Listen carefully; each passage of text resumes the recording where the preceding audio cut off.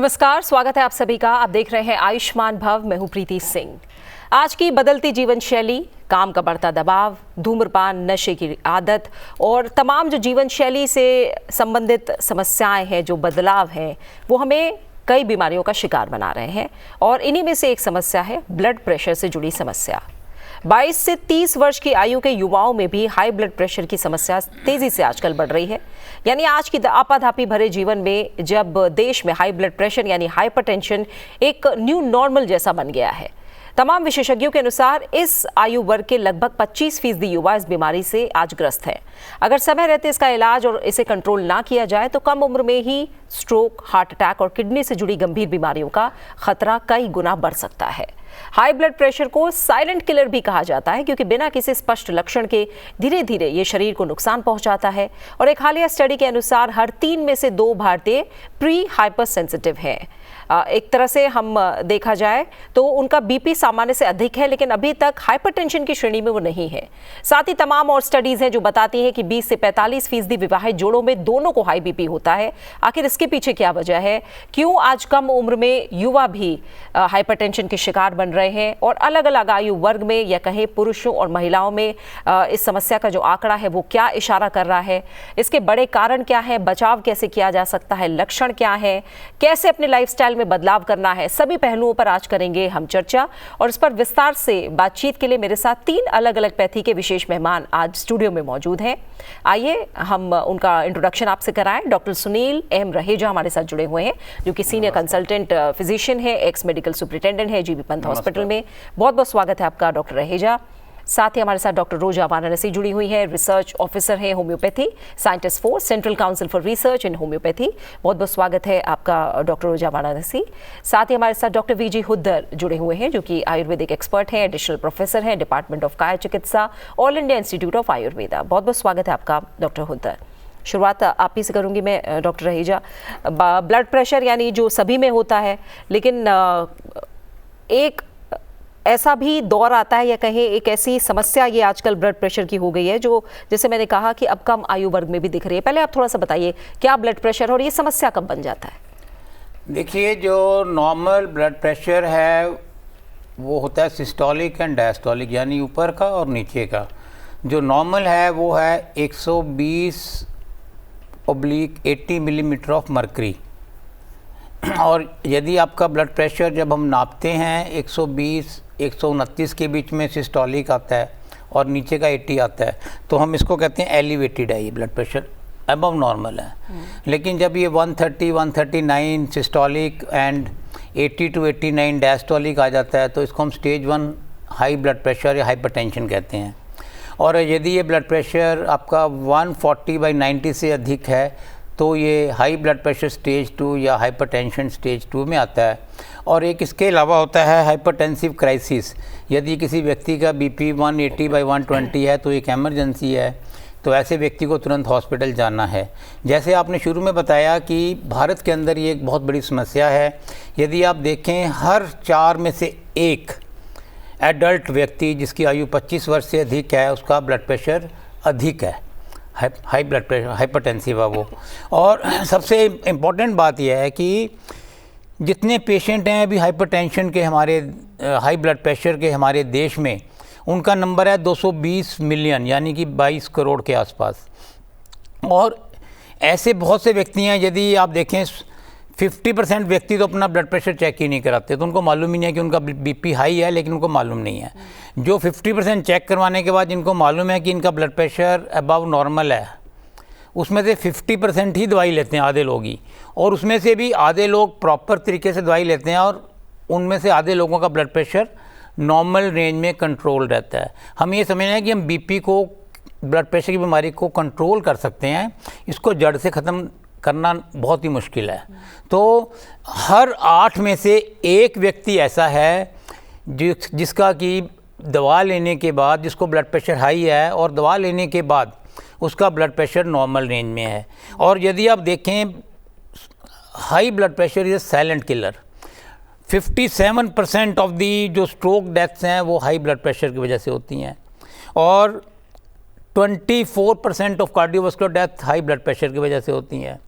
तो ओवरऑल जो प्रिवेलेंस है वो 29.8% है भारत के अंदर, एडल्ट्स के अंदर, जो कि एक बहुत ही अधिक नंबर है। और जैसे आपने बताया कि अब ये यंगर एज में आ रहा है because of the lifestyle changes, की अब हमारी आधुनिक जीवन शैली आ गई है, स्ट्रेस आ गए हैं और मॉडर्न लाइफस्टाइल है, खान पान में high calorie rich, high salt intake, high saturated fat वाला फूड है, सीडेंटरी लाइफ है, रात रात को जाग के लोग काम करते हैं, फैमिली इश्यूज़ हैं, फाइनेंशियल इश्यूज़ हैं, और दूसरा अवेयरनेस ज़्यादा हो गई, इसलिए भी ज़्यादा केसेस डायग्नोस किए जा रहे हैं। और दूसरा लॉन्गेटिविटी बढ़ी है, तो नेचुरली हमने ये भी देखा है कि जो ब्लड प्रेशर का जो इंसिडेंस है वो उसका लीनियर इंक्रीज़ होता है। यदि आप 40 वर्ष के व्यक्तियों को करेंगे स्क्रीन तो 40% लोगों को हाई ब्लड प्रेशर मिलेगा। यदि 50 वर्ष की आयु के व्यक्तियों को हम स्क्रीन करते हैं तो हर 2 में से 1 व्यक्ति को हाई ब्लड प्रेशर मिलेगा। तो there is a linear increase. तो जैसे जैसे आयु बढ़ती है ब्लड प्रेशर का जो प्रिवेलेंस बढ़ता है।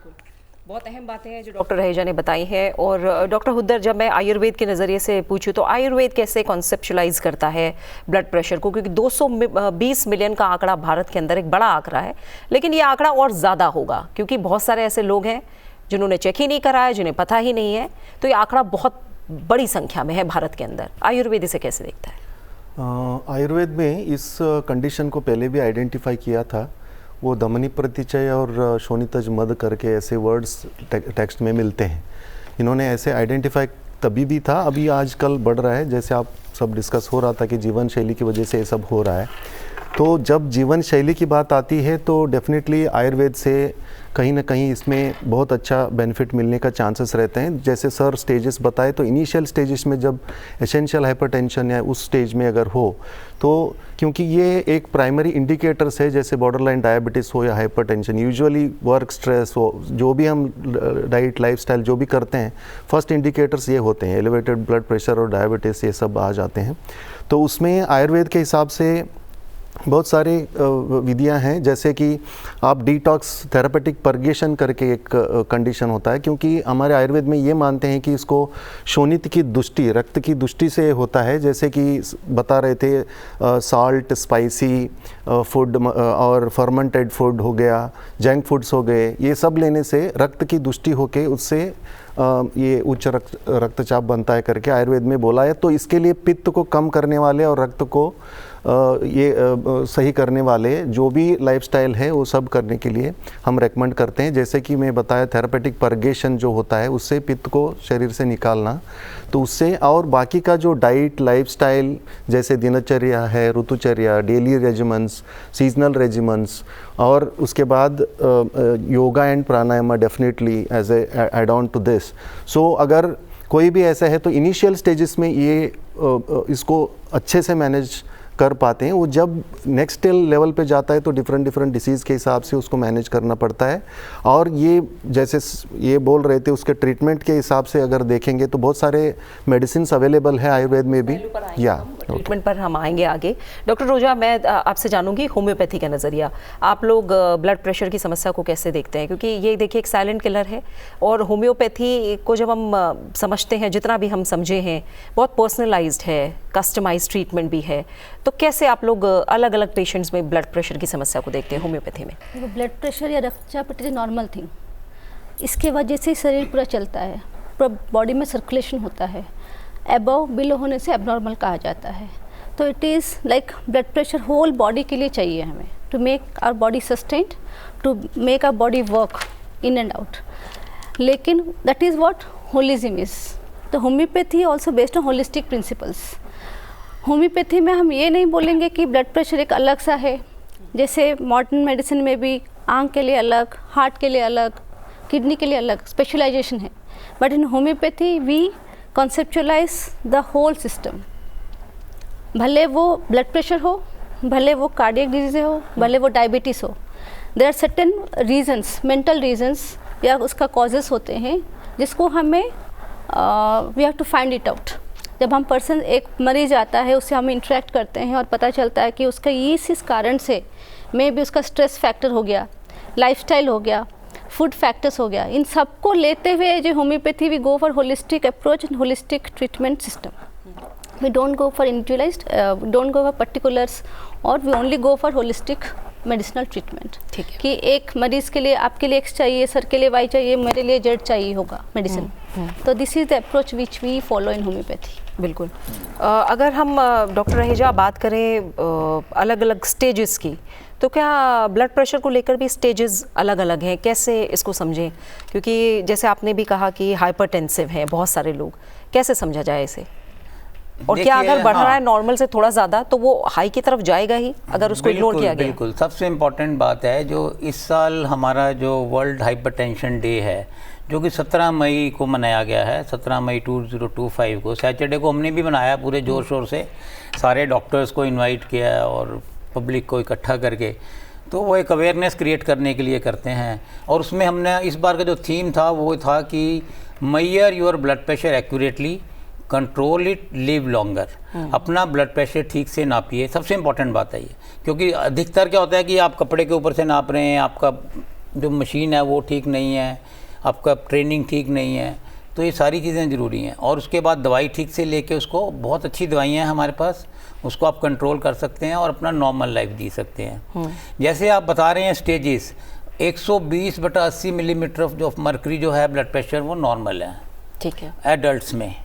और यदि आपका ऊपर का ब्लड प्रेशर सिस्टोलिक 120-129 के बीच में है तो इसको हम कहते हैं एलिवेटेड है आपका ब्लड प्रेशर।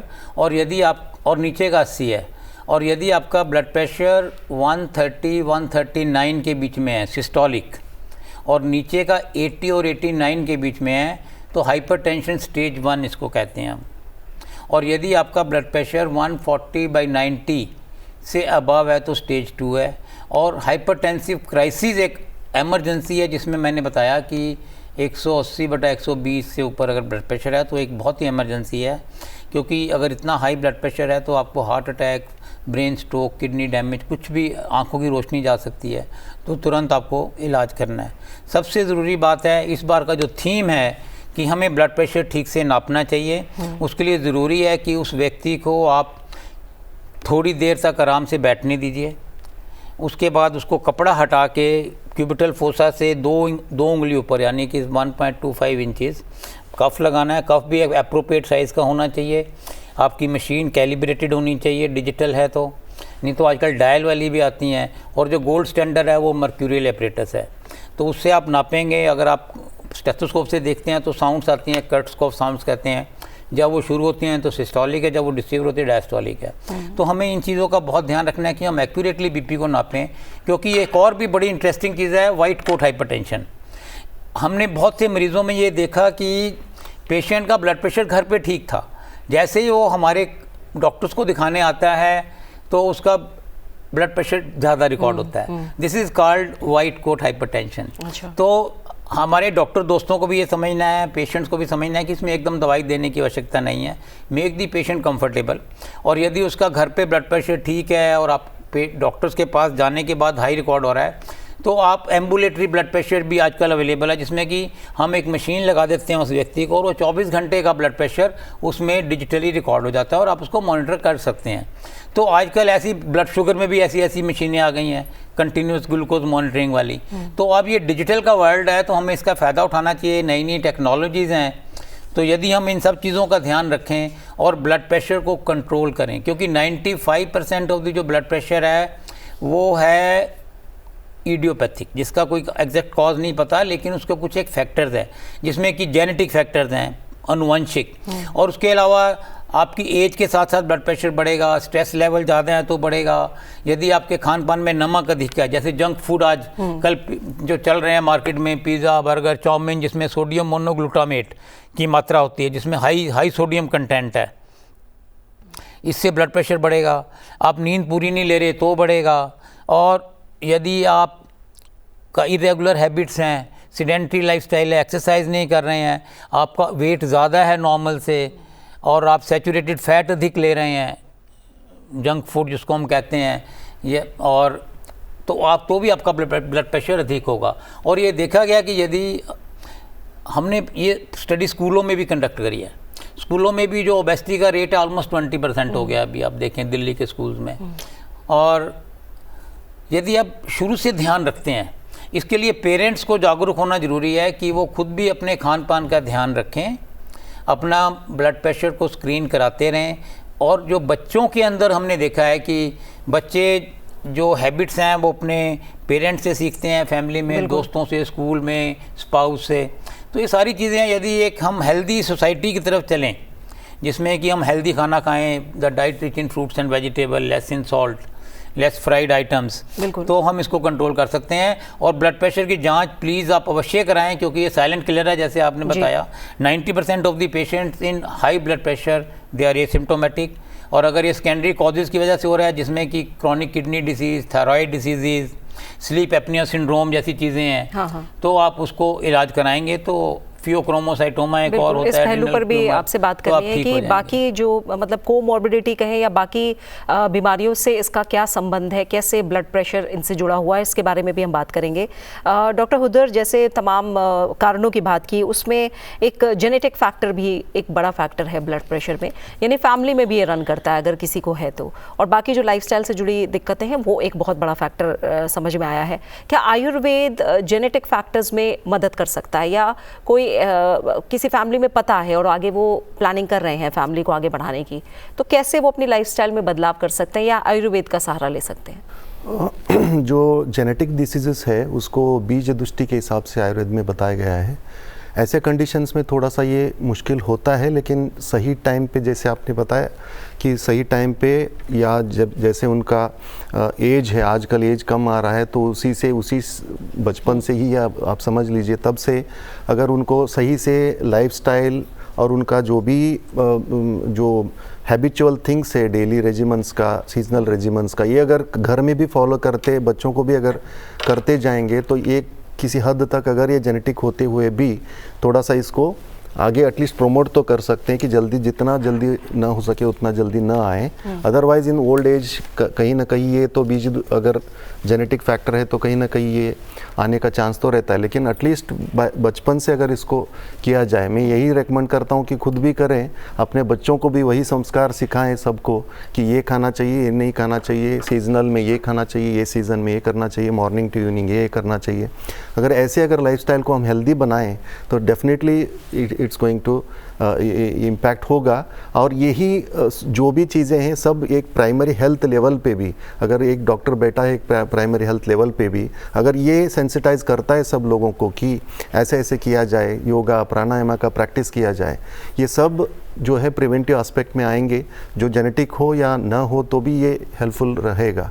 पर्टिकुलरली जेनेटिक है तो थोड़ा सा इंटेंसिवली हम पंचकर्मा जैसे ट्रीटमेंट्स हैं, जैसे थेरेपेटिक परगेशन बोला, साल में एक बार थेरेपेटिक परगेशन कर लिया, फिर उसके हिसाब से पर्टिकुलर जो हार्ट के लिए और हार्ट वेसल्स के लिए और ब्लड के लिए जो अच्छे बताए गए जो ड्रग्स है, जैसे आंवला है, ऐसे चीज़ों को अगर हम अडॉप्ट करें हमारे लाइफस्टाइल में तो ये प्रिवेंटेबल हो सकता है किसी सही हद तक। डॉक्टर रोजा, सबसे पहली बात है आप लोग कह रहे हैं और हम लोग भी इस बारे में अवेयरनेस फैला रहे हैं इस कार्यक्रम के ज़रिए कि अपना ब्लड प्रेशर ज़रूर आप नपवाएं और जांचें कि कितना ब्लड प्रेशर है, लेकिन क्या कोई ऐसे ख़ास सिम्टम्स हैं जो जुड़े हुए हैं बीपी की समस्या से कि अगर वो सिम्टम्स नज़र आए तो ज़रूर जांच करवानी चाहिए? जिस तरीके से आंकड़े आ रहे हैं, जैसे हर 4 में एक हाइपरटेंसिव देखा जाता है, तो इसीलिए 18 ईयर्स अबव हर साल, हर 2 साल में ब्लड प्रेशर का अवश्य देखना चाहिए, जिससे कि हम एक प्रिवेंटिव मोड में, प्रीमोडियल मोड में हम उसका ट्रीटमेंट या अर्ली प्रिवेंशन हम अडॉप्ट कर सकते हैं। दूसरा है, usually it is asymptomatic, but कुछ लक्षण ऐसे होते हैं जैसे सिर दर्द होना, फटीग होना, नींद नहीं आना, इंसोम्निया, तो ये सारे भी रिलेटेबल फैक्टर्स हैं जिसको इंडिकेट करता है कि इस व्यक्ति में ब्लड प्रेशर होने का, हाई ब्लड प्रेशर होने का चांसेस है। लेकिन उसके लिए भी हमें प्रॉपर उसका मेजरमेंट करना चाहिए विथ प्रोसीजर्स, स्टैंडर्ड प्रोसीजर। जैसे सर ने बताया कि उसके नापने के पहले हमें क्या क्या स्टेप्स फॉलो करने हैं, नहीं तो सडनली कोई भी इंसान आता है आपके पास, आप डॉक्टर हैं, लेकिन आता है आपको देखते ही उसका अंदर किसी को फियर फैक्टर है, तो उस फियर फैक्टर के वजह से भी हाइपरटेंशन बढ़ता, ब्लड प्रेशर बढ़ जाता है। तो इन सब फैक्टर्स को देखते हुए हमें सिस्टमेटिकली, जैसे जैसे एज बढ़ता है, the reading should be very repetitive, जैसे 18 साल में है तो हाँ 2 साल में एक बार कर लिया। जैसे 30 साल 35 साल या 40 साल में जब बंदा चला जाता है तो उसमें एटलीस्ट 1 साल के अंदर 6 महीने के अंदर करना चाहिए। जो मेडिसिन खाते हैं, एंटी हाइपरटेंसिव खाते हैं, उनको और फ्रीक्वेंटली देखना चाहिए और उनका जो मेडिकेशन जो खाते हैं उसको सिस्टमेटिकली वो ले रहे हैं कि नहीं, सेवन कर रहे हैं कि नहीं, उस सब पर से अगर हम रखते हैं तो डेफिनेटली कहीं से हम कटेल कर सकते हैं। इस जो एपिडेमिक बन रहा है अभी भारतवर्ष में बन रहा है उसको कहीं पर हम कटेल कर सकते हैं। ठीक है। और डॉक्टर रहेजा, एलोपैथी में जब हम देखते हैं और आप लोग को ब्लड प्रेशर सामान्य से ज़्यादा दिखता है, तो क्या एलोपैथी सीधा दवाइयों की तरफ ले जाती है या आप लोग पहले कहते हैं लाइफस्टाइल मॉडिफिकेशंस कीजिए फिर दवाइयाँ शुरू होंगी? ये बहुत ही अच्छा प्रश्न है, वेरी वेरी इम्पोर्टेंट। देखिए, ब्लड प्रेशर जैसे हमने बताया साइलेंट किलर है। यदि आपका ब्लड प्रेशर हाई रीडिंग में आता है तो इससे समय रहते इलाज कराना ज़रूरी है, जिसमें कि लाइफस्टाइल का एक बहुत इंपॉर्टेंट रोल है and supported by medicine and medicine supported by lifestyle, जिसमें कि डैश जिसको हम कहते हैं dietary approach to stop high blood pressure hypertension, जिसमें कि हम ऐसी डाइट एडवाइस करते हैं जिसमें कि सोडियम की मात्रा कम है, यानी कि नमक कम है, और इसके लिए हमें और पोटाशियम अधिक है, और इसके लिए हमें समझना ज़रूरी है कि किस किस चीज़ में सोडियम ज़्यादा होता है, नमक ज़्यादा होता है। और हमें चाहिए कि हम अपनी नमक की मात्रा को 1/3 कर दें, 15 ग्राम कर दें, क्योंकि और जो चीज़ें जिसमें नमक ज़्यादा है, पूड़ी पकोड़े समोसे अचार पापड़ और जितनी भी आपकी चाउमीन है, मोमोज टाइप की जिसमें सोडियम मोनोग्लूटामेट है, पिज़्ज़ा बर्गर, ये जितनी भी चीज़ें हैं, जितनी भी सॉसेज हैं, सोया सॉस, सब में नमक की मात्रा अधिक है, क्योंकि नमक एक तो सॉल्ट एनहांसर है, दूसरा ही प्रिजर्वेटिव का काम भी करता है। यदि आप देखें अचार में नमक डालते हैं एक तो टेस्ट के लिए और दूसरा ताकि ख़राब ना हो।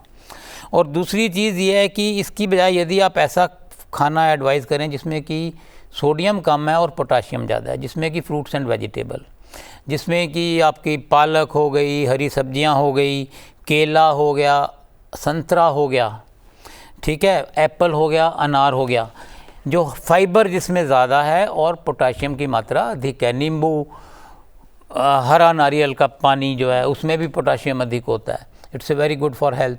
सो यदि आप फ्रूट्स एंड वेजिटेबल ज़्यादा लेते हैं तो आपको इससे पोटाशियम जाएगा, तो आपको बीपी का जो पोटाशियम है वो सोडियम के अगेंस्ट काम करता है, तो बीपी कम होगा। इसके अलावा आपको मार्केट में लो सोडियम सॉल्ट भी अवेलेबल है आजकल, उसका भी इस्तेमाल कर सकते हैं डॉक्टर के एडवाइस के ज़रिए। जो डाइट जिसमें कि सैचुरेटेड फैट अधिक हैं उसको अवॉइड करें। नॉर्मली जो इंडियन है, भारतीय है, आई जस्ट अपोलोजाइज, इसमें भी हमें नमक के साथ साथ जो सैचुरेटेड फैट है उसकी मात्रा भी 1/3 करनी है जितना हम ले रहे हैं। तो उसमें आप तली हुई चीज़ें जितनी हैं उसको अवॉइड करिए। ओवर द टेबल आप नमक और पकोड़े ये सब ना खाएं। जैसे आपको मैंने बताया कि नमक को 15 से 5 ग्राम कर दें, तो इसी तरह जो फैट्स हैं उसको भी 50 से 15 ग्राम कर दें, तो उससे आपको ये बेनिफिट मिलेगा कि आपका ओवरऑल वेट कम होगा।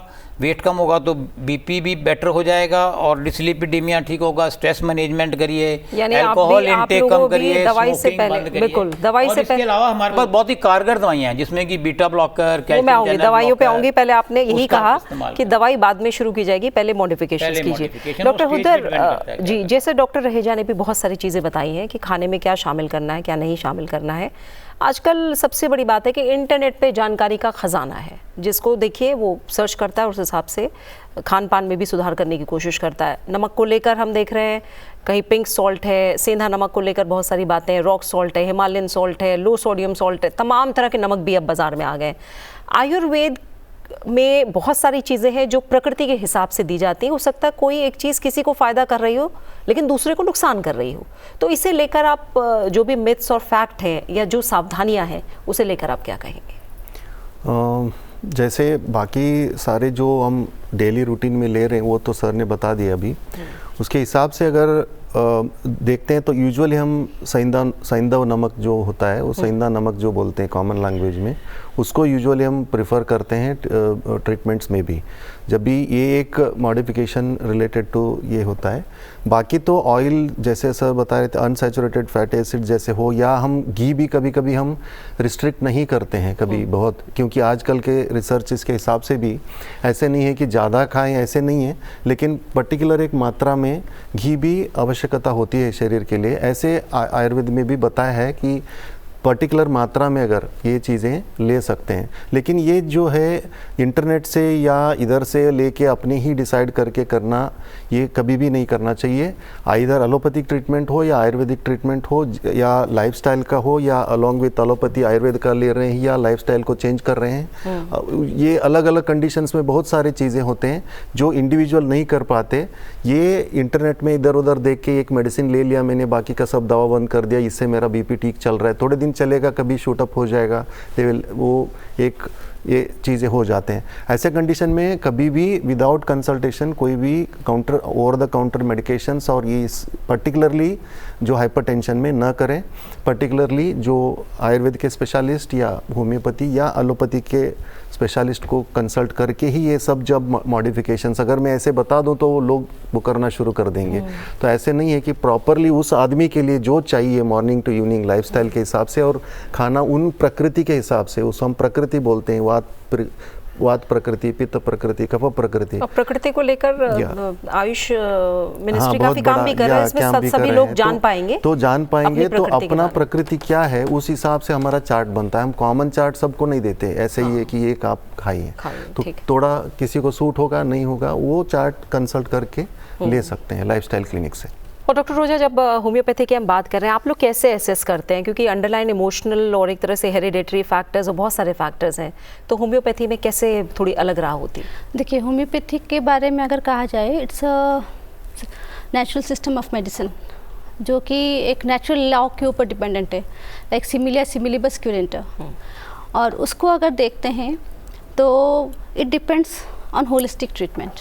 जैसे एक व्यक्ति आता है या मरीज आता है, उसका मानसिक स्थिति कैसा है, उसका फिजिकल स्थिति कैसा है, उसका शरीर कैसा है, उसका जो इस कंप्लेंट को लेके आया है वो कंप्लेंट क्या है, इन सबको देखते हुए 360 डिग्री एंगल हम उसको एसेस करते हैं।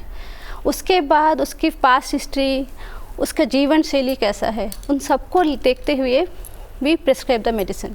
क्योंकि होम्योपैथी का कहा जाए तो उसमें अराउंड 3000 से भी ऊपर दवाइयाँ हैं, जो कि प्लांट से भी बना हुआ है, केमिकल से भी बना हुआ है, नोजोड से, साइकोड से, बहुत तरीके की दवाइयाँ हैं। अगर हम ये कहें किसी के घर पे किसी का डेथ हो गया जो बहुत ही करीब है, उसके वजह से अगर उसको हाइपरटेंशन होता है, उसके लिए अलग दवाई। किसी को भूत धूप में जाते हैं, धूप में जाने के वजह से उसको होता है हाइपरटेंशन, तो उसके लिए अलग दवाई। किसी को कार्डियक एलिमेंट्स हैं, उसके साथ हाइपरटेंशन है। किसी को ओबेसिटी है, उसके साथ हाइपरटेंशन है, क्योंकि हाइपरटेंशन के डिफरेंट रिस्क फैक्टर्स हैं। इन सबको देखते हुए वी प्रिस्क्राइब अ मेडिसिन।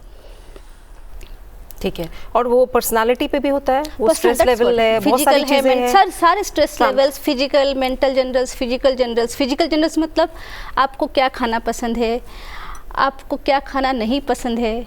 फिर मेंटल्स मतलब आपकी मानसिक स्थिति कैसी है, अगर आप चिड़चिड़े हो, आप शांत स्वभाव के हो, आप ज़्यादा बोलते हो, आप कम बोलते हो, आप लोगों से मिलना जुलना कैसा लगता है। बहुत सारे क्वेश्चंस हम पूछते हैं। We go in depth into psychology of the patient. बिल्कुल। और ये सवाल इसलिए भी था क्योंकि ये बहुत चला है कि एक दवाई का नाम पता लगता है तो सब लेते हैं, लेकिन देख लीजिए डॉक्टर ने खुद बताया है कि बहुत सारे फैक्टर्स हैं जिनका ध्यान रखना है। इसीलिए कई लोग ये शिकायत करते हैं कि होम्योपैथी असर नहीं करती, लेकिन जिनको असर होता है उनको बहुत अच्छा असर करती है होम्योपैथी। तो बहुत सारे फैक्टर्स हैं जिनका ध्यान रखना होता है, इसीलिए एक विशेषज्ञ की सलाह लेना बहुत ज़रूरी होता है ऐसे मामलों में।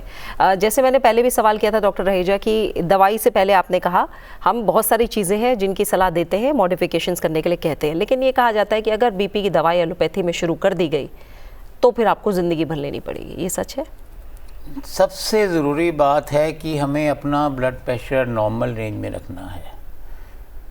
जितनी भी हमारे पास मेडिसिन हैं, ड्रग्स हैं, उससे हम ब्लड प्रेशर को कंट्रोल कर सकते हैं, कम कर सकते हैं, और लाइफस्टाइल मॉडिफिकेशन के साथ उसको मिला के जैसे diet, exercise, yoga, meditation, stress management, quitting smoking, alcohol management. तो हम उसकी बीपी को नॉर्मल रेंज में रखना ज़रूरी है 120/80, क्योंकि अगर बीपी हाई रहेगा तो हमारा एंड ऑर्गन डैमेज होने के चांसेस अधिक हैं, जिसमें कि हार्ट फेलियर का होना, स्ट्रोक का होना, kidney disease, chronic kidney disease, eye में प्रॉब्लम आ सकती हैं आपको, तो सांस में हार्ट फेलियर में जा सकते हैं आप। तो ये सारी चीज़ें हैं कि हम उसको नॉर्मल रखें। हाँ, दवाई यदि आप अच्छा हेल्दी लाइफस्टाइल अडॉप्ट करते हैं तो हो सकता है कि आपकी दवाई कम हो जाए और छूट भी जाए, ऐसा नहीं है। और सबसे इम्पोर्टेंट बात है, यदि आपको ब्लड प्रेशर अधिक है तो ओवर द काउंटर मेडिसिन बिल्कुल मत लीजिए, क्योंकि हर एक कंडीशन के लिए, ये अगर यंग में हाइपरटेंशन है, जैसे आपकी एज 25, 30, 40 है, और किस वजह से है, किस टाइप की आपकी पर्सनैलिटी है, क्या आपका खान पान है, उसके हिसाब से हम दवाई देंगे। यदि आपकी एज 60-70 है तो उसके लिए हम अलग दवाइयाँ देंगे, कैल्शियम चैनल ब्लॉकर उसमें ज़्यादा इफेक्टिव हैं। ARBs 30-40 ईयर्स वाली यंगर एज ग्रुप में ज़रूरी हैं। यदि आपको हार्ट के ऊपर लोड आ रहा है या हार्ट रेट ज़्यादा है तो बीटा ब्लॉकर देने ज़रूरी हैं। तो एक ये डॉक्टर को डिसाइड करने दीजिए कि आपको किस प्रकार की कितनी मात्रा में दवाई देनी है। यदि फ्लूइड ओवरलोड है, आपका सॉल्ट इनटेक ज़्यादा है तो डायूरेटिक देने पड़ सकते हैं, वाटर पिल्स। तो ये एक डॉक्टर को डिसाइड करने दीजिए। और दूसरी चीज़, जैसे आपने बताया कि नमक की मात्रा कम करना बहुत ज़रूरी है। नॉर्मली जो इंडियन, जो भारतीय है, वो 15 ग्राम नमक लेता है, जिसमें कि हम हाई सॉल्ट इनटेक लेते ही हैं, जिसमें कि सोडियम अधिक है। उसको हमने 5 ग्राम करना है, 1/3 करना है। और जैसे कि डॉक्टर साहब ने बताया कि रॉक सॉल्ट या पिंक सॉल्ट जैसे आप बता रहे हैं, ये एक अच्छा विकल्प है, क्योंकि इसमें जो सोडियम की मात्रा है विथ कंपेयर टू जो वाइट सॉल्ट है 87% है, मतलब थोड़ी कम है। और इसके अलावा थोड़े मिनरल्स वगैरह हैं, जिंक और पोटाशियम और अदर मिनरल्स, कैल्शियम। तो ये एक अच्छा विकल्प है। इसके अलावा लो सोडियम नमक भी मार्केट में अवेलेबल हैं, अलग अलग ब्रांड्स के, आप उसका इस्तेमाल भी कर सकते हैं। अच्छा, नमक को लेकर फिर आप एक बात और क्लियर करिए डॉक्टर रहीजा। लोगों के मन में डर होता है कि अगर हमने लो सोडियम या कोई और नमक इस्तेमाल किया तो आयोडीन वाला नमक हमें नहीं मिलेगा, फिर हमें कोई और समस्या ना हो जाए, तो ये क्या है? ये रॉक सॉल्ट भी आजकल बड़ी बड़ी कंपनियां आयोडाइज्ड ही बना रही हैं। अच्छा। और ये गवर्नमेंट का भी रेगुलेशंस है कि आप जो भी बंद पैकेट में नमक बेच रहे हैं वो आयोडाइज्ड ही होना चाहिए। ठीक है। क्योंकि आयोडीन की डेफिशिएंसी से, जैसे आपने बताया कि थायराइड का डिसऑर्डर होना, हाइपोथायराइडिज्म, गोइटर का चांसेस अधिक हो जाता है, तो ये भी बहुत ज़रूरी है। सोडियम मोनोग्लूटामेट वाले जितने भी पदार्थ हैं उसको आपको अवॉइड करना है। जैसे कि चाइनीज़ फूड है, सब में सोडियम मोनोग्लूटामेट होता है, जो कि एक फ्लेवरिंग सॉल्ट है जिसमें सोडियम की, और ये तो बच्चों के लिए तो बिल्कुल ही हानिकारक है। ठीक है। और जितनी भी आप ओवर द रेस्टोरेंट खाने खाते हैं जो आपको बहुत स्वादिष्ट लगते हैं, ये समझना जरूरी है कि इसमें नमक की मात्रा अधिक होती है और सोडियम मोनोग्लूटामेट भी डाला जाता है टेस्ट एनहांसर के लिए। और इसमें जो फैट्स की मात्रा है वो 40 से 50% है। ऑयल्स का भी यदि आप देखें, 50 ग्राम नॉर्मली इंडियन एक ऑयल लेता है, उसको 15 ग्राम करना है। और जैसे डॉक्टर साहब ने बताया कि ऑयल भी सैचुरेटेड फैट है, जिसमें हम कहते हैं 15 ग्राम में 5 ml आप सरसों का तेल लीजिए, सस्ता और सुंदर। कोल्ड प्रेस्ड ऑयल, आजकल एक स्टडीज़ आई है 2000 पिछले साल कि कोल्ड प्रेस्ड ऑयल्स हमारे हार्ट के लिए बहुत सबसे अच्छे हैं, जिसमें कि सरसों का तेल, तिल का तेल, मूंगफली का तेल भी, आजकल मस्टर्ड ऑयल आता है। मैं भी अपने घर में even sunflower oil cold pressed आता है, तो आप इसका इस्तेमाल करेंगे तो आपके लिए ज़्यादा अच्छा होगा। 1/3 उसका आप सरसों का तेल इस्तेमाल करेंगे, 1/3 देसी घी, जिसमें कि गाय का देसी घी ज़्यादा बेहतर समझते हैं। और तीसरा ऑयल आप कोई भी olive oil, avocado oil, sunflower oil, ये आप इस्तेमाल कर सकते हैं। लेने हैं, रिफाइंड ऑयल्स का इस्तेमाल नहीं करना है। Cold pressed oils are always better than refined oils, क्योंकि रिफाइंड ऑयल्स में उसको हम गर्म करते हैं जिससे कि उसका ऑक्सीडेशन होता है। और तीसरी चीज़ सबसे इंपॉर्टेंट, जितना भी ऑयल को हम बार बार हम ऑयल गर्म करते हैं, जैसे हम बाज़ार के छोले भटूरे टिक्की खाते हैं, इसमें क्या है कि वो सुबह एक बार कढ़ाई में तेल डालता है, शाम तक उसी में तलता है। तो यदि हम ऑयल को बार बार गर्म करते हैं तो वो जो ऑयल है वो ऑक्सीडाइज कर जाता है, जिसकी वजह से उसमें ट्रांस फैट पैदा होता है। और जो ट्रांस फैट्स हैं, ऑयल सबसे ख़राब ऑयल है, क्योंकि ये सबसे ज़्यादा एथीरोजेनिक है। ये सबसे ज़्यादा हार्ट की प्रॉब्लम, कॉर्नरी आर्टरीज को ब्लॉक करेगा, स्ट्रोक के चांसेस, हाई ब्लड प्रेशर को करेगा।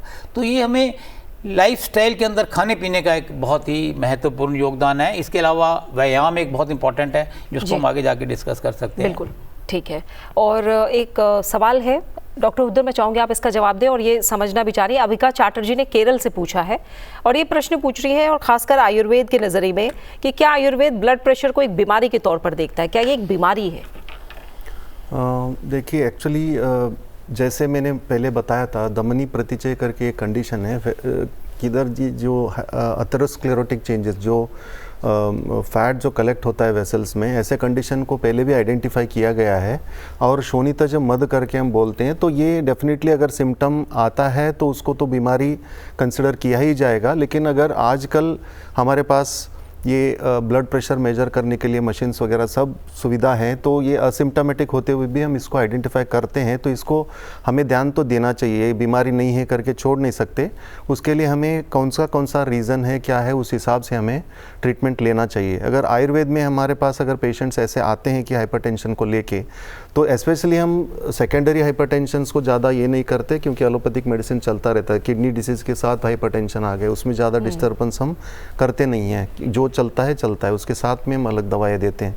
अगर ये जो लाइफस्टाइल, मेजॉरिटी ऑफ पीपल जो हैं तो ओबेज हैं, अथेरोस्क्लेरोटिक हो गए हैं, खान पीन, लाइफस्टाइल, इसकी वजह से जो स्ट्रेस है इसकी वजह से आते हैं, तो ओबेज आते हैं, तो उनको हम पंचकर्मा ट्रीटमेंट एडवाइस करते हैं। जैसे थेरापेटिक परगेशन हो गया, उससे वेट उनका सही तरह से अगर कम हो जाता है, जितना है 7-8 केजी भी कम हो गया, तो ऐसे हमने देखा गया है कि बहुत सारे मेडिसिन शुगर के लिए, हाइपरटेंशन के लिए ले रहे हैं ऐसे लोग जो लाइफस्टाइल की वजह से ओवरवेट हो गए हैं। ऐसे लोगों का वेट कम करने से बिल्कुल बिना दवाई के वो स्वस्थ रह सकते हैं। ऐसे कैटेगरी में हम ज़्यादा कंसंट्रेट करते हैं। अगर लीन पर्सन आ गया, उसको भी बीपी है, लेकिन उसके लिए रीज़न क्या है? स्ट्रेस हो सकता है। तो स्ट्रेस के लिए ऐसे कंडीशन अगर है तो हम तक्रदारा, अलग नस्य करके अलग अलग प्रोसीजर्स हमारे होते हैं, तो योगा, प्राणायाम, ये सब हम एडवाइस करते हैं। तो उनको खाने के लिए अच्छा देते भी है, क्योंकि वो ऑलरेडी लीन एंड थिन है। तो रीज़न के हिसाब से अगर हम करते हैं, ऐसे कंडीशंस में इसको नॉर्मल में लाके बिना दवाई के भी चल सकते हैं। लेकिन ये इंश्योर करें कि उसके पीछे कोई दूसरा डिसीज़ का है या नहीं, उस कंडीशन में वो कंसल्टेंट को बिल्कुल, यानी अंडरलाइन कंडीशन अगर कोई और नहीं है तो आयुर्वेद बहुत अच्छे से ब्लड प्रेशर को लेकर इलाज कर सकता है, कहीं ना कहीं उसे मैनेज करने में मददगार हो सकता है।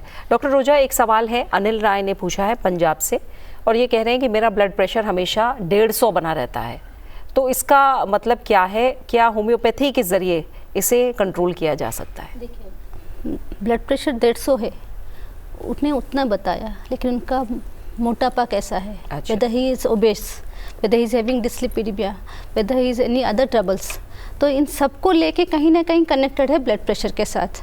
अगर 150 है तो it's definitely it is like very stage 3 hypertension और क्राइसिस के तरफ बढ़ रहा है, तो डेफिनेटली उनको अति शीघ्र से शीघ्र उनको जाना चाहिए, एक स्पेशलिस्ट के पास जाना चाहिए, विशेषज्ञ के पास जाना चाहिए। उसके साथ जो कि स्टैंडर्ड केयर है, conventional modern system is the standard care of treatment, उसके साथ कि कब से है, पूरा हिस्ट्री हमें बहुत ज़रूरी है यहाँ पे।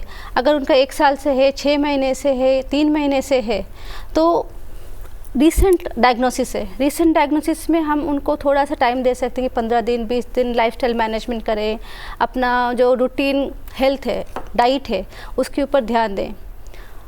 वर्क प्रेशर कितना है, वर्क स्ट्रेस कितना है, उनका रिलेशन कैसा है, फैमिली रिलेशन, ये सारे factors are crucial role, they play crucial role in management of hypertension और ब्लड प्रेशर। हम एक पैरामीटर जो कि मेजरमेंट मशीन से होता है उसको देख के हम कुछ नहीं बोल सकते। It has to be measured at every level, ठीक है, from his relations, from his profession, from his family relation, profession, genetic, सारा देखेंगे तब उसको डिसाइड किया जा सकता है। हाँ, जब 150 है definitely should rush to the doctor, उनको जांच कराएं।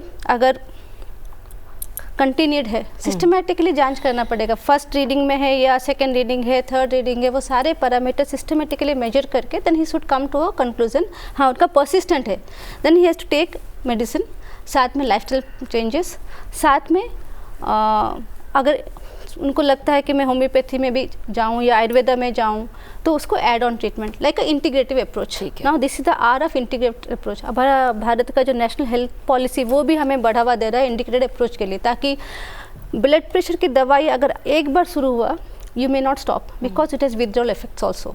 अगर सिस्टमेटिकली दोनों खाएं, कोई भी पैथिस खाएं, साथ में लाइफस्टाइल मॉडिफिकेशन करें, that can be tapered also. ठीक है, बिल्कुल। डॉक्टर रेजा, एक सवाल है जो बबीता कुमार ने पूछा है हरियाणा से। ये कह रही हैं कि मेरे पिताजी को हाई ब्लड प्रेशर की समस्या है और अब उन्हें ठीक से दिखाई भी नहीं दे रहा है, बात करने में भी परेशानी हो रही है, और कृपया इसका कोई समाधान बताइए। देखिए, जैसे हमने शुरू में बताया कि अगर आपका ब्लड प्रेशर हाई रहता है और आपका समय रहते आप इसका इलाज नहीं कराते हैं तो एंड ऑर्गन डैमेज होने के कॉम्प्लिकेशंस आ जाती है, जिसमें कि ब्रेन के अंदर एथेरोस्क्लेरोसिस, जो ब्रेन की आर्टरीज हैं, धमनी हैं, उसके अंदर हार्डनिंग हो जाती है, तो स्ट्रोक होने का खर्चा, चांसेस बढ़ जाता है, स्ट्रोक होने का चांसेस बढ़ेगा। और जैसे इनको ऑलरेडी दिमाग में प्रॉब्लम शुरू हो चुका है, और आँखों में भी जैसे बता रहे हैं कि ये आँखों में इनकी रोशनी, आँखों को भी इफेक्ट करेगा अगर बीपी हाई रहेगा तो। इसके अलावा किडनीज़ को डैमेज कर सकता है और हार्ट फेलियर, हार्ट को भी डैमेज हो सकता है हाई ब्लड प्रेशर से। तो यदि इनका ये स्टेज है तो ज़रूरी है कि ये किसी विशेषज्ञ के पास जाएं, अपना ब्लड प्रेशर चेक करवाएं और उसको ठीक से कंट्रोल करें। और ब्रेन में जो भी इनकी समस्या आ रही है, आँखों में है, उसके लिए भी एक विशेषज्ञ को दिखा के आगे जो भी जांच करनी है, MRI या हम कैरोटिड डॉपलर्स करके देखते हैं कि कितनी उसमें इंटीमल लाइनिंग की थिकनिंग है, ये सारी चीज़ों, कोलेस्ट्रॉल को ठीक करना है हमें, लो डेंसिटी लिपिड्स जो हैं जिनको हम बैड कोलेस्ट्रॉल कहते हैं उसको कंट्रोल करना है, हाई डेंसिटी लिपिड्स जो गुड कोलेस्ट्रॉल है उसको बढ़ाना है, तो उसके लिए भी दवाइयाँ दी जाती हैं। तो अब इनका जो है इंटीग्रेटेड अप्रोच के साथ विशेषज्ञों के द्वारा एक डाइट प्लान बनेगा, मेडिसिन का प्लान बनेगा और लाइफस्टाइल मॉडिफिकेशन करने होंगे। एंड सबसे ज़रूरी बात है, मेरे पास बहुत से पेशेंट आते हैं जो कि हमारे पास आया, उसका बीपी हाई है, 160/100 है, हमने उसको मेडिसिन दिया, वो आता है अगली विज़िट पे 3, 4 या 5 दिन के बाद कहते हैं सर मेरा तो अब नॉर्मल हो गया 120/80, तो अब मैं दवाई बंद कर दूं। तो हमारे दर्शकों को ये समझना ज़रूरी है कि blood pressure can be controlled, it can not be cured in one go. So of course अगर आप लाइफस्टाइल मॉडिफिकेशन करेंगे, डाइटरी मॉडिफिकेशन करेंगे तो you can really get rid of it, weight reduction करेंगे। लेकिन सबसे ज़रूरी बात है कि जो आपका ब्लड प्रेशर इस समय नॉर्मल आ रहा है वो दवाई की वजह से है। यदि आप दवाइयाँ बंद कर देते हैं, ब्लड प्रेशर जैसे ही नॉर्मल आता है तो फिर आपका ब्लड प्रेशर ऊपर चला जाएगा। तो ये बेसिकली जो zigzag high low high low high low, normal high normal, ये हमारे लिए बहुत डेट्रीमेंटल है, इससे बहुत ज़्यादा डैमेज होने का चांसेस रहता है, जिसको हम कहते हैं एक्सेलरेटेड हाइपरटेंशन होने का चांसेस रहता है, जिसमें कि एकदम बीपी बहुत ज़्यादा बढ़ जाता है, जिसको हम कहते हैं हाइपरटेंसिव क्राइसिस 180/120, और उसमें तो कुछ भी डैमेज हो सकता है, आपको हार्ट अटैक आ सकता है, आप हार्ट फेलियर में जा सकते हैं, आपको स्ट्रोक हो सकता है, लकवा मार सकता है, किडनी डैमेज हो सकता है, आंखों की रोशनी जा सकती है, जैसे इस दर्शक ने बताया। तो ये ज़रूरी है कि हम समय रहते हैं, यदि आप ब्लड प्रेशर का ठीक से इलाज करते हैं। मैं बार बार इसी बात को बताना चाहता हूँ कि अभी हमारे पास ब्लड प्रेशर को कंट्रोल करने की, नॉर्मल रेंज में लाने की बहुत ही अच्छी कारगर दवाइयाँ हैं, सेट ऑफ मेडिसिन है। तो यदि आप अच्छे विशेषज्ञ के पास जाएंगे, वो आपकी पूरी जांच करेंगे, ब्लड टेस्ट करेंगे, LFT, KFT, lipid profile, sugar जी, और थायराइड फंक्शन टेस्ट करेंगे, ECG, और जरूरी होगा तो हार्ट की आगे की जांचें भी कर सकते हैं, इकोकार्डियोग्राफी। तो उसके बाद वो आपका एक ट्रीटमेंट प्लान आपको देंगे, और आपको रेगुलर एक डॉक्टर के टच में रहना है, अच्छे डॉक्टर के, जिससे कि, और सरकार के द्वारा यदि आप देखें वेलनेस क्लिनिक में हर जगह ये सुविधा बिल्कुल फ्री दी जा रही है। और जैसा हम जानते हैं कि 68% हमारी आबादी गाँव में रहती है, हाँ, पेरिफेरी में रहती है। तो अब तो सरकार ने ये सुविधा हर कस्बे में, हर गांव में उपलब्ध करा दी है, प्राइमरी हेल्थ सेंटर तक। बिल्कुल, तो इस सुविधा का उपयोग भी करना है। हमें चाहिए कि हम अपना ब्लड प्रेशर समय रहते चेक कराएं, और यदि अधिक है तो उसका ठीक से इलाज कराएं। सरकार के द्वारा जी इसका डायग्नोसिस, इसका ट्रीटमेंट, इसका जांच, सब कुछ मुफ्त किया जाता है। और ये अब हर एक व्यक्ति का कर्तव्य बनता है कि वो समय रहते खुद का जांच कराए, अपने निकट संबंधी का, फैमिली में, परिवार में, दोस्तों में, ताकि हम एक अवेयरनेस क्रिएट कर सके। देखिए, जन भागीदारी बहुत ज़रूरी है, तभी हम इस समस्या को ठीक से कंट्रोल कर पाएंगे। बिल्कुल, क्योंकि धीरे धीरे जैसा कहा है साइलेंट किलर It's और बहुत public health, बहुत क्राइसिस है कहीं ना कहीं, yes, क्योंकि जिस तरह से concern। बाकी और भी चीज़ें हैं आगे जाके क्राइसिस ही बन जाएगा। जिस तरह से मोटापा एक महामारी बनता जा रहा है, जिस तरह से हम डायबिटीज़ की कैपिटल बनते जा रहे हैं, उसी तरह बीपी को लेकर भी ज़्यादा अवेयरनेस की ज़रूरत है, वरना कहीं ना कहीं ये और बीमारियों को जन्म देगी, या हो सकता है और बीमारियों की वजह से ब्लड प्रेशर की समस्या हो। इसीलिए ज़्यादा से ज़्यादा इसे लेकर अवेयर रहने की ज़रूरत है। डॉक्टर हुदैर, जैसे आपने बहुत सारी चीज़ें बताई हैं कि किस तरह से लाइन ऑफ ट्रीटमेंट आयुर्वेद में होता है, क्या कोई ऐसी एक हर्ब आप बताएंगे या किचन का कोई ऐसा ख़जाना आप बताएंगे जो जिनकी फैमिली में या तो बीपी रन कर रहा है या जिन्हें बीपी की समस्या है, वो इस्तेमाल करना आज से शुरू कर सकते हैं? वही कि कॉमनली बोलना थोड़ा सा मुश्किल है, फिर भी अगर बोल सकते हैं तो एक आमलकी है, आमलकी गूसबेरी, आंवला बोलते हैं, वो एक है जो पित्त को कम करेगा और कॉन्सिक्वेंटली, हालांकि वो बहुत रीजंस देखना पड़ेगा किस लिए है, जस्ट ऐसे ही कॉमनली मैं बोल रहा हूँ, इसका मतलब ये नहीं है कि वो तो रेगुलरली लेंगे तो भी उसमें हार्म कुछ प्रॉब्लम नहीं है, ऐसे चीज़ों को बोल रहा हूँ। अश्वगंधा एक ऐसे ड्रग है जो आजकल टी और इसमें भी अश्वगंधा, ये आंवलकी, ये सब मिक्स होते हुए भी आते हैं, वो स्ट्रेस भी कम करता है।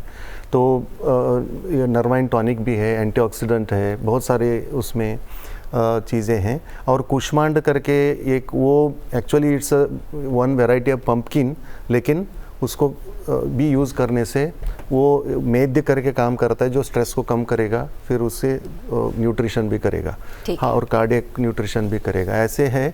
लेकिन ऐसे ये नहीं है कि मेडिसिन को कंटिन्यूसली बहुत दिन तक, अश्वगंधा भी बहुत दिन तक अगर लेते हैं तो दिक्कत हो सकती है। तो ये बहुत, एक बार कंसल्ट करने में करके ही कितने दिन तक या पॉज कब करें और कब लें, कैसे लें, ये सब थोड़ा सा जानकारी करना। ठीक है। और डॉक्टर रोजा, एक बात मैं करूँगी, नशे, स्मोकिंग, क्योंकि स्ट्रेस को लेकर भी बात थी, स्ट्रेस की वजह से लोग नशे की लत का शिकार हो रहे हैं, और हम देख रहे हैं आजकल युवा बहुत तेज़ी से इस तरफ जा भी रहे हैं। तो क्या आप इसे लेकर क्या मैसेज देंगी? नशे की लत और बीपी में कितना सीधा संबंध है? नशे की लत, बीपी बहुत क्लोजली एसोसिएटेड है। बस स्मोकिंग की ले लें, अल्कोहल भी ले लें, स्मोकिंग के वजह से निकोटीन जो है वो जहर की तरह काम करता है और बीपी को बढ़ाता है। तो इसीलिए ये सारा तो स्टॉप, जो भी स्मोकिंग करते हैं, आह्वान कह लो मास मीडिया में कि जो भी करते हैं they should quit smoking then and there. एक बार छोड़ा मतलब छोड़ा, पलट के नहीं देखना है। लेकिन उसके लिए अपनी जो मेंटल पावर को बढ़ाने की ज़रूरत है, और इसमें माइंडफुल मेडिटेशन बहुत अच्छा काम करता है। माइंडफुल मेडिटेशन, योगा करेंगे, प्राणायाम करेंगे, ताकि अपनी जो इनर कॉन्शियस को हम स्ट्रेंथन करें, क्योंकि जब तक यहाँ स्ट्रेंथन नहीं होगा हम आगे कुछ नहीं कर सकते। बिकॉज ऑफ सोशल मीडिया कह लीजिए, बिकॉज ऑफ पीर प्रेशर कह लीजिए, वर्क प्रेशर कह लीजिए, we are habituated to it. देखते ही हमें लगता है कि हमें ले लेना चाहिए। तो इन सब को अवॉइड करने के लिए there should be mindful meditation, there should be inner conscious जागरण, जो आंतरिक जागरण करने की ज़रूरत है, और एक स्ट्रॉन्ग विल फैक्टर होना चाहिए। जब ये कट डाउन हो जाएगा, definitely there will be strong chance कि आपका बीपी जितना भी हो कम तो हो ही जाएगा, और हेल्दी लाइफस्टाइल के बहुत सारी चीज़ें हैं जो सुधर जाएंगी। लास्ट में बहुत कम समय बचा है डॉक्टर रहेजा, बहुत संक्षेप में बताइए। हम हालांकि लो बीपी पर अलग से कार्यक्रम भी करेंगे, लेकिन लो बीपी क्या कम डेंजरस है? देखिए, लो बीपी यदि 90/60 से नीचे है आपका, और उसकी वजह से आपको कोई लक्षण आ रहे हैं, तो ज़रूरी है कि आप डॉक्टर के संपर्क में जाके उसका इलाज लीजिए। अपने आप को, हाइड्रेशन को मेंटेन कीजिए, पानी अधिक पीजिए, जिसमें कि नींबू पानी, शिकंजी, उसमें थोड़ा नमक डाल के ले लीजिए, तो भी ये ठीक हो जाएगा। और लो बीपी के लिए ज़रूरी है कि आप अपने खाने पीने का ज़्यादा समय से खाना खाइए, और हाइड्रेशन को मेंटेन करें, जिसमें कि सॉल्ट एंड इलेक्ट्रोलाइट की मात्रा वो भी खतरनाक हो सकता है, लो बीपी भी। देखिए, लो बीपी इतनी बड़ी समस्या नहीं है, यदि आप उसके लिए हाइड्रेशन अच्छा मेंटेन करेंगे तो भी वो नॉर्मल बॉडी अपने आप में उसको कंट्रोल करेगी। सबसे ज़रूरी बात है कि ब्लड प्रेशर यदि आपको है तो अपना एटीट्यूड पॉजिटिव रखें। नंबर 2, ब्लड प्रेशर को, जैसे मैंने बोला, measure it accurately, control it, live normal. See, अपना जो कोलेस्ट्रॉल है और जो बीपी है उसको कंट्रोल में रखें। डाइट को हेल्दी न्यूट्रिशियस डाइट खाएं, जिसमें कि फ्रूट्स एंड वेजिटेबल अधिक लें, खीरा में भी, पंपकिन, ये सब में पोटाशियम अधिक है। और एक्सरसाइज रेगुलर करें, जिसमें कि aerobic exercise, cycling, swimming, running, jogging, yoga, dancing, these are very good. Pranayama, deep breathing. सब कर सकते हैं, क्योंकि बीपी वाले थोड़ा डरते भी हैं। नहीं, देखिए, ये आपको ये बहुत अच्छा प्रश्न है। हाँ। ये हमें एक डॉक्टर के सलाह लेना चाहिए पहले कि हम कितना कर सकते हैं। कि हम, जैसे हम योगा, मैं खुद योगा पिछले 20 साल से कर रहा हूँ, तो जैसे कि कपाल भारती कहते हैं कि हाई ब्लड प्रेशर में नहीं करना चाहिए, तो कुछ एक हैं जो हमें अवॉइड करना है। लेकिन डीप ब्रीदिंग एक्सरसाइज आप कर सकते हैं, ओम विलोम, और एरोबिक्स कर सकते हैं with in the range of your capacity. And सबसे इम्पोर्टेंट है कि खुश रहिए, स्वस्थ रहिए, एंड हमने जो आज बताया, फॉलो द एडवाइस। बिल्कुल। और जैसा डॉक्टर ने कहा है, फिजिकल एक्टिविटी को लेकर करनी ज़रूर है, लेकिन अपनी कैपेसिटी को देखकर करें। हो सके जितना संभव हो तो ज़रूर डॉक्टर की सलाह लें कि किस तरह से करना है। और आदत जब बनाएं तो धीरे धीरे धीरे करके ही आगे बढ़ेंगे, तो जाहिर तौर पर जो आपकी कैपेसिटी है वो भी आगे बढ़ेगी। और जैसे डॉक्टर हुद्दर ने भी कहा था कि योगा और मेडिटेशन का बहुत बड़ा असर दिखाई देता है, इसे आप शामिल कीजिए। तमाम डॉक्टरों ने यही सलाह दी है कि लाइफस्टाइल में मॉडिफिकेशन आपको बीपी से कोसों दूर रखेंगे और इसे कंट्रोल करने में, मैनेज करने में हर संभव मदद करेंगे। बस बदलाव लाने की शुरुआत आपको करनी है। बहुत बहुत शुक्रिया आप तीनों मेहमानों का, डॉक्टर रहेजा, डॉक्टर रोजा वाराणसी, डॉक्टर वीजी हुद्दर, बहुत बहुत शुक्रिया इस कार्यक्रम में शामिल होने के लिए। तो अपना अच्छे से ख्याल रखिए और अपने ब्लड प्रेशर को रखिए बिल्कुल नियंत्रण में। अगले अंक में आपसे फिर होगी मुलाकात। नमस्कार।